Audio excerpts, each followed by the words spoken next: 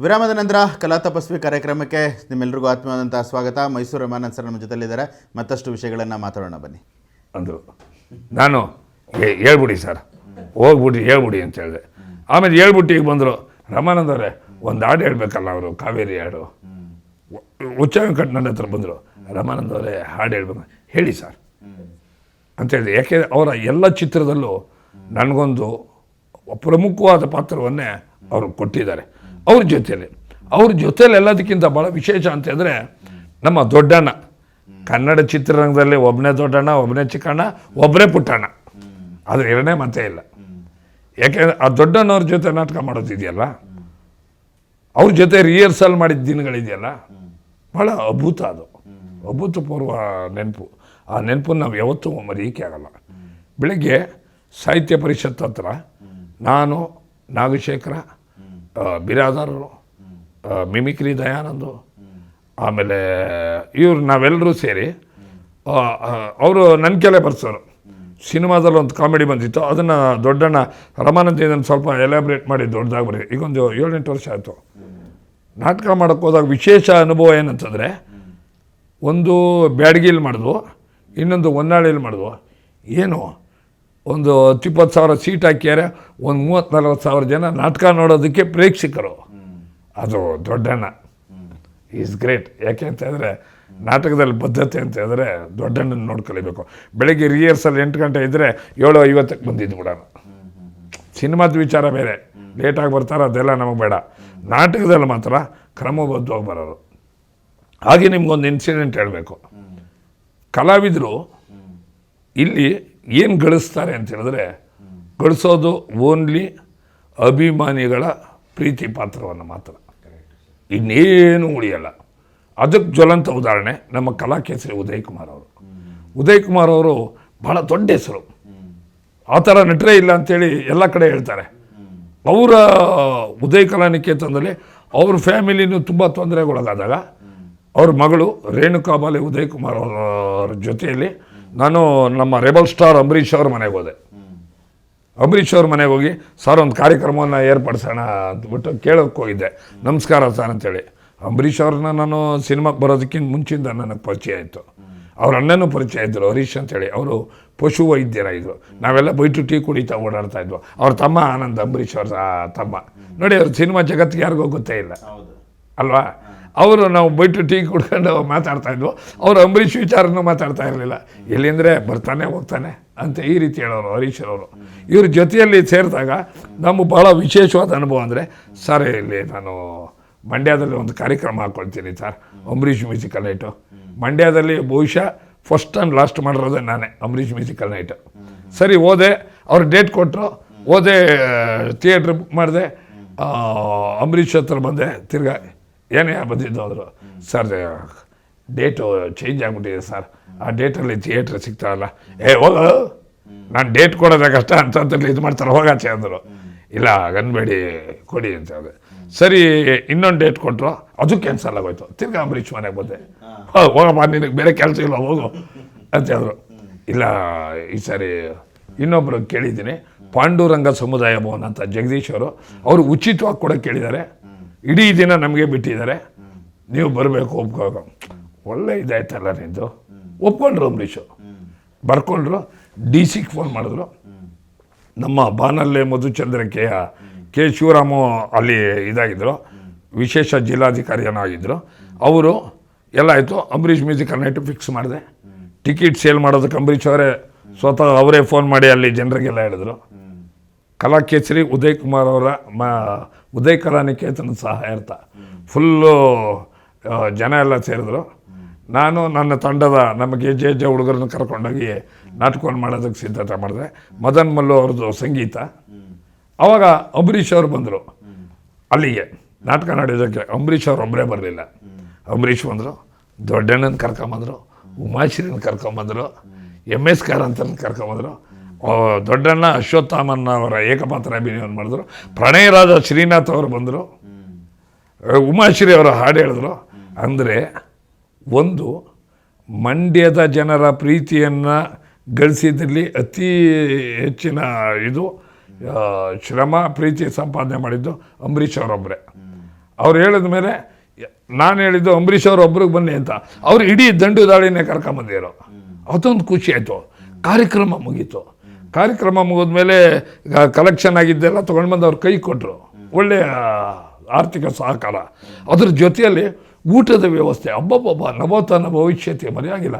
ಏನಂತ ಭೋಜನ ಎಲ್ಲ ಅಂಬರೀಷ್ ಅವರು ಹೇಳಿ. ಅಂಬರೀಷ್ ಅವರು ಹೇಗೆ ಮಾಡಿದ್ರು ಅಂತ ಹೇಳಿದ್ರೆ, ಅಲ್ಲಿ ಅಂಬರೀಷ್ ಅಭಿಮಾನಿ ಸಂಘದ ಅಧ್ಯಕ್ಷರಿದ್ದರು ಶಿವರಾಮ್ ಅಂತೇಳಿ. ಅವರು ಎಲ್ಲ ಕಡೆನೂ ಹೋಗಿ ಜಿಲ್ಲಾಧಿಕಾರಿಗಳಿಗೆ, ಅಂಬರೀಷ್ ಅಭಿಮಾನಿಗಳಿಗೆ ಎಲ್ರಿಗೂ ಹೇಳಿ ನಾಟಕವಾದ ಟಿಕೆಟನ್ನು ಸೇಲ್ ಮಾಡಿಸಿ ಅದ್ದೂರಿ ಕಾರ್ಯಕ್ರಮವನ್ನು ಮಾಡಿಸ್ಕೊಂಡ್ರು. ಈಗ ಅಂಬರೀಷ್ ಅವರಿಲ್ಲ, ಆದರೆ ನೆನಪಾಗತ್ತೆ. ಅವ್ರ ಮುಂದೆ ಒಂದು ಮಾತು ಹೇಳಿದ್ದೆ, ನಿಮ್ಗೆ ಹೇಳಿದೆ ಪ್ರತಿಯೊಬ್ಬರಿಗೂ ಒಂದು ಆಸೆ. ನನ್ನ ಆಸೆ ಏನಿತ್ತು ಅಂತ ಹೇಳಿದ್ರೆ ಅವಾಗ ಹೇಳಲಿಲ್ಲ ನಿಮಗೆ. ನನ್ನ ಆಸೆ ಏನಿತ್ತು ಅಂತ ಹೇಳಿದ್ರೆ, ನಾನು ಇವತ್ತಿರ್ತೀನಿ ನಾಳೆ. ಮೊನ್ನೆ ಬೆಂಗಳೂರು ನಾಗೇಶ್ ಅವ್ರ ಮನೆಗೆ ಹೋಗಿದ್ದೆ. ಅಡುಗರು ಮಂಜಿನ ತೆರೆ ಅನ್ನೋ ಸಿನಿಮಾ ಮಾಡಿದರು. ಒಂದು 200ಕ್ಕೂ ಹೆಚ್ಚು ಚಿತ್ರಗಳಲ್ಲಿ ಮಾಡಿದ್ದಾರೆ. ಡಾಕ್ಟರ್ ರಾಜ್ಕುಮಾರ್ ಅವ್ರಿಗೆ ಅವ್ರು ವಾಕಿಂಗ್ ಹೋಗ್ಬೇಕಾದ್ರೆ ಇಂಗ್ಲೀಷನ್ನು ಹೇಳ್ಕೊಡೋರು ಅವರು. ಅವ್ರನ್ನ ಕೇಳಿದೆ. ಅವ್ರ ಮನೆಗೆ ಹೋಗಿದ್ದೆ ಮೊನ್ನೆ ದಿನ, ಕೊರೋನಾ ಬಂದಂಥ ಸಮಯದಲ್ಲಿ. ಸರ್, ಸ್ವಂತ ಮನೆಯೇ ಇದು ನಿಮ್ಮದು ಅಂತೆ, ಜನಪ್ರಿಯ ಅಪಾರ್ಟ್ಮೆಂಟ್ ಅಲ್ಲಿದ್ದಾರೆ ಅವರು, ಬೋಗಿಕ್ಕಿದ್ದಾರೆ. ಸರ್ ಸ್ವಂತ ಮನೆಯೇ ಅಂದರು. ಇಲ್ಲ ಬೋಗಿಕ್ಕಿದ್ದೀನಿ. ಏನು ಸರ್ ನೀವು 2.25 ಲಕ್ಷ ರೂಪಾಯಿ ಆಗಿದ್ದೀನಿ. ಭಾಳ ಸ್ವಂತ ಮಾಡ್ಕೋಬೇಕಾಗಿತ್ತು ಅಂದರು. ಇಲ್ಲ, ಇಲ್ಲಿರೋದು ಸುಮ್ಮನೆ, ಮೇಲಿದೆ ನಮ್ಮ ಮನೆ ಅಂದರು. ಆಶ್ಚರ್ಯ ಆಗೋಯ್ತು ನನಗೆ.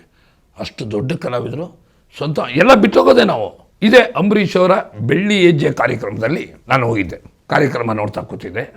ಒಬ್ಬರಾದ ಮೇಲೆ ಒಬ್ಬರು ಅವರ ಅನಿಸಿಕೆ ಅಭಿಪ್ರಾಯಗಳನ್ನ ಹಂಚ್ಕೊಳ್ತಾ ಇದ್ರು. ಅಂಬರೀಷ್ರವರು ತಮ್ಮ ಚಿತ್ರರಂಗದ ಪಯಣದ ಬಗ್ಗೆ ಸುದೀರ್ಘವಾಗಿ ಮಾತಾಡ್ತಾ ಬಂದರು.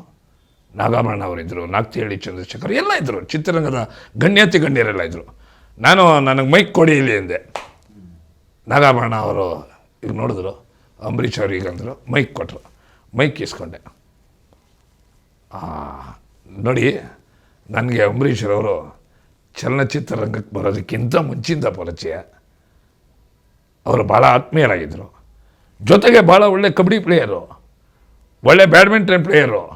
ಜಪೋಟ ನನ್ನ ಜೊತೆ ಅಂತ, ಓಯ್ ನನ್ನ ಬಾಲ್ ಇಲ್ಲಿ ಹೇಳ್ಬೇಡ ಕಡೆ ಅಂದರು ಅಂಬರೀಷು. ಅಲ್ಲ ಸರ್, ಭಾಳ ಒಳ್ಳೊಳ್ಳೆ ಆಟ ಆಡ್ತಾಯಿದ್ರಿ ಅಂತೀಗಂದೆ. ಅವರು ಅಂದರು. ಸರಿ ಅಂದ್ಬಿಟ್ಟು ಅವರು ಚಿತ್ರರಂಗದಲ್ಲಿ ಬಂದರು. ಹಂತವಾಗಿ ಭಾಳ ದೊಡ್ಡ ಪ್ರಮಾಣದಲ್ಲಿ ಬೆಳೆದರು. ನನ್ನ ಅನಿಸಿಕೆ ಅಭಿಪ್ರಾಯ ಆಸೆ ಏನಪ್ಪ ಅಂತಂದರೆ, ಕನ್ನಡ ಚಿತ್ರರಂಗದಲ್ಲಿ ಹಿಂದೆ ಇದ್ದಂಥವರು 3 ಜನ ಕುಮಾರತ್ರಯರು. ಡಾಕ್ಟರ್ ರಾಜ್ಕುಮಾರ್, ಕಲಾರತ್ನ ಕಲ್ಯಾಣ್ ಕುಮಾರ್, ಉದಯ್ ಕುಮಾರ್. ಆದರೆ ಅವರಿಬ್ಬರು ತೀರೋದ್ರು. ಆಮೇಲೆ ಉಳ್ಕೊಂಡಿದ್ಯಾರು? ರಾಜ್ಕುಮಾರ್, ವಿಷ್ಣುವರ್ಧನ್. ಅವರು ತೀರೋದ್ರು. ಆದರೆ ಕನ್ನಡ ಚಿತ್ರರಂಗವನ್ನು ಬೆಳೆಸುಳಿಸಿದವರು ಅವರು ರಾಜ್ಕುಮಾರು, ವಿಷ್ಣುವರ್ಧನ್ರವರು. ಅವ್ರ ಮಾತು ಅಭಿಮಾನಿಗಳಿಗೆ ವೇದವಾಕ್ಯ. ಅಲ್ಲಿ ವಿಶೇಷ ಏನಪ್ಪ ಅಂತ ಹೇಳಿದ್ರೆ, ಈ ಕಡೆ ರಾಜ್ಕುಮಾರ್ ಅವ್ರ ಹೆಸರಲ್ಲಿ ಒಂದು ಸಂಗ್ರಹಾಲಯ ಇದೆ, ವಿಷ್ಣುವರ್ಧನ್ ಅವ್ರ ಹೆಸರಲ್ಲಿ ಇದೆ, ಒಪ್ಕೊಳ್ಳೋಣ. ಕನ್ನಡ ಚಿತ್ರರಂಗದಲ್ಲಿ ಪೋಷಕ ನಟರಲ್ಲಿ ಭಾಳ ಪ್ರಮುಖರು ಯಾರು ಅಂತ ಹೇಳಿದ್ರೆ KS ಅಶ್ವಥ್ ಅಂತ ಹೇಳ್ತಾರೆ. ಹಾಸ್ಯ ನಟರಲ್ಲಿ ಪ್ರಮುಖರು ಯಾರು ಅಂತ ಹೇಳಿದ್ರೆ ನರಸಿಂಹರಾಜು ಬಾಲಕೃಷ್ಣ ಅಂತ ಹೇಳ್ತಾರೆ. ಅವ್ರನ್ನ ನಾವು ಮರ್ತು ಬಿಟ್ಟಿದ್ವಿ. ಇದನ್ನು ಅಂಬರೀಷಿಗೆ ನೇರವಾಗಿ ಹೇಳಿದೆ. ನೋಡಿ, ಮೊನ್ನೆ ನಮ್ಮ ಕರಿಬಸವಯ್ಯ ತೀರೋಗ್ಬಿಟ್ಟ. ಹಿಂದೆ ಜೋಕರ್ ಶ್ಯಾಮ್ ಇದ್ದರು, ಹನುಮಂತಾಚಾರ್ಯ ಇದ್ದರು, ಗಣಪತಿ ಭಟ್ ಇದ್ದರು, ಆಮೇಲೆ ನಮ್ಮ ಧೀರೇಂದ್ರ ಗೋಪಾಲ್, ದಿನೇಶು, ಅಯ್ಯಪ್ಪ, ಕಿಲಿಕಿಲ NS ರಾವ್, ಎಂತೆಂಥ ಪ್ರತಿಭಾನ್ವಿತರು, ರಮಾದೇವಿಯವರು, ಎಂತೆಂಥ ಹಾಸ್ಯ ನಟರು. ಪಾಪಮ್ಮ ಅವರಿಲ್ಲ, ಮೊನ್ನೆ ಶಾಂತಮ್ಮನವರು ಇಲ್ಲ. ಇವ್ರ ಹೆಸರನ್ನೆಲ್ಲ ಅವ್ರಿಗೆ ಹೇಳಿ ನಾ ಹೇಳಿದೆ, ಇವರೆಲ್ಲ ತೀರೋಗಿದ್ದಾರೆ. ಅವರು ಮಾಡಿರೋಂಥ ಸೇವೆ ಮರೆಯೋಕ್ಕಾಗಲ್ಲ. ಅವ್ರ ಹೆಸರಲ್ಲಿ ಒಂದು ಚೊಕ್ಕದಾದ ಒಂದು ನೆನಪಿನ ಸಂಗ್ರಹಾಲಯ ಮಾಡಬೇಕು. ಅದನ್ನು ನಿಮ್ಮ ಹತ್ರ ಮಾತಾಡೋಣ ಮುಂದೆ. ಜಪೋಟ ಮೊನ್ನೆ ತೀರೋಗ್ಬಿಟ್ಟ, ಅರಸು ಅನ್ನೋನು ತೀರೋಗ್ಬಿಟ್ಟ, ಇದು ನಾನು ಮಾಡಬೇಕು ಅಂತ ಇದ್ದೀನಿ ಅಂತ ಹೇಳಿದೆ. ಅಂಬರೀಷ್ ಅವರು ಏನೂ ಉತ್ತರ ಕೊಡಲಿಲ್ಲ. ಈಗಲೂ ನನಗೆ ಅದು ಆಸಕ್ತಿ ಇದೆ. ಒಂದು ದೊಡ್ಡ ಜಾಗ ಮಾಡಿ ಕನ್ನಡ ಚಿತ್ರರಂಗಕ್ಕೆ ದುಡಿದಂಥ ಮಹನೀಯರ ಒಂದೊಂದು ಚಿಕ್ಕದಾದ ಒಂದು ಇದನ್ನು ಮಾಡಿ ಎಲ್ಲರನ್ನು ಬಂದು, ಅದು ನಮ್ಮ ನಾಡಿನ ಒಂದು ಪ್ರವಾಸಿ ಕೇಂದ್ರವಾಗಬೇಕು. ಈಗ ಮೊನ್ನೆ ಬುಲೆಟ್ ಪ್ರಕಾಶ್ ಹೋದ, ಓಟೋಗುಟ, ಬುಲೆಟ್ ಪ್ರಕಾಶು ಇಷ್ಟೆಲ್ಲ ಸಿನಿಮಾದ ಅವ್ರ ಬಗ್ಗೆ ಒಂದು ಮಾಹಿತಿ. ಪಕ್ಕದಲ್ಲೇ ಮೈಕಲ್ ಮಧು, ಈ ಕಡೆ ದಿನೇಶ್ ಅವರು, ಇದ್ದಂಥ ಗುಬ್ಬಿ ವೀರಣ್ಣನ ಮಗ ಶಿವರಾಜ್ ಅವರು, ಓ ಜಿಗಿ ಜಿಗಿಯು ತನ್ನಲ್ಲಿ ಗಗನದ ಬೈಯಲಲ್ಲಿ ಪಟ ಗಾಳಿಯಲ್ಲಿ ತೇಲಿ ಆಗ ನೋಡ್ಕೊಂಡೋದ್ರೆ ಅವ್ರ ಬಗ್ಗೆ ಒಂದು ಮಾಹಿತಿ. ಹಾಸ್ಯ ನಟರ ಬಗ್ಗೆ ಎಲ್ಲ. ಶರಪಂಜರ ಶಿವರಾಮ್ ಯಾರವರು? ಕಮಿಡಿಯನ್ ಗುಗ್ಗು ಅವರೆಲ್ಲ ಕನ್ನಡ ಚಿತ್ರರಂಗಕ್ಕಾಗಿ ಹೋರಾಟ ಮಾಡಲಿಲ್ವಾ? ತಮ್ಮ ಬದುಕನ್ನೇ ದಾರಿ ಏರಿಲ್ವ? ಅವ್ರ ಬಗ್ಗೆನೂ ಮಾಹಿತಿ ಕೊಡಬೇಕು ಅನ್ನೋದು ನನ್ನ ಆಸೆ, ಆಸಕ್ತಿ. ಅದು ಮುಂದೆ ನಾನು ಅದಕ್ಕೊಂದು ಜಾಗವನ್ನು ಖರೀದಿ ಮಾಡಬೇಕು ಅಂತ ಇದ್ದೀನಿ. ಈಗಾಗಲೇ ಕೆಲವರು ದೊಡ್ಡವರು ಸಹಕಾರ ನೀಡ್ತೀನಿ ಅಂತ ಬಂದಿದ್ದಾರೆ. ಬಂದರೆ ಅದನ್ನು ದೊಡ್ಡ ಪ್ರಮಾಣದಲ್ಲಿ ಕರ್ನಾಟಕದಲ್ಲಿ ಒಂದು ಇತಿಹಾಸ ಸಂಗ್ರಹ ಯೋಗ್ಯವಾದ ಒಂದು ಕೇಂದ್ರವನ್ನು ಮಾಡಿ ನಮ್ಮ ಕಲಾವಿದರು ಯಾವತ್ತರಲ್ಲೂ ಕಡಿಮೆ ಇಲ್ಲ, ಕನ್ನಡ ಕಲಾವಿದರು ಅವರೆಲ್ಲರನ್ನು ತೀರೋಗಿರೋನ್ನ ಅವ್ರಿಗೆ ಯಾವತ್ತೂ ಸಾವಿಲ್ಲ. ಕಲಾವಿದರಿಗೆ ಅವರು ಸತ್ರು ಬದುಕಿರ್ತಾರೆ. ಜನರ ಮನಸ್ಸಿನ ಮನದಾಳದಲ್ಲಿ ಹೃದಯ ಸಿಂಹಾಸನದಲ್ಲಿ ಶಾಶ್ವತವಾಗಿ ಇರ್ತಾರೆ ಅನ್ನೋದನ್ನು ಸಾಬೀತುಪಡಿಸಬೇಕು ಅನ್ನೋದೇ ನನ್ನ ಧ್ಯೇಯ. ಇದು ನನ್ನ ಆಸೆ, ಆಕಾಂಕ್ಷೆ, ಆಸಕ್ತಿ. ಮೈಸೂರು ರಮಾನಂದ್ ಸರ್ ಕುರಿತಾದಂಥ ಮತ್ತಷ್ಟು ವಿಶೇಷವಾಗಿರುವಂಥ ಮಾಹಿತಿಗಳನ್ನು ಕೊಡ್ತೀನಿ ಪುಟ್ಟದೊಂದು ವಿರಾಮದ ನಂತರ.